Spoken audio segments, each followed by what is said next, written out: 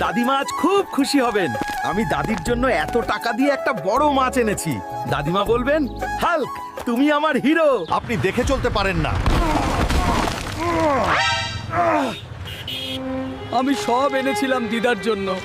Hulk, আমি তোমাকে বাজার আনতে পাঠিয়েছিলাম। খরচের ব্যাগ কোথায়? মাছ কোথায়? দাদিমা, একজন অটো ড্রাইভার আমাকে ধাক্কা দিয়েছে, সব সবকিছু নষ্ট হয়ে গেছে। তুই অকেজো।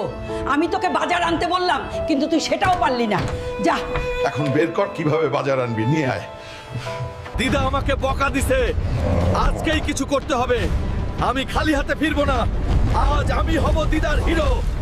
আমাকে থামিও না, আমার পথ থেকে সরে যাও, নরইলে আমি তোমার সব হাত পা ভেঙে দেব পাগল কুমির। একবার থামবো না।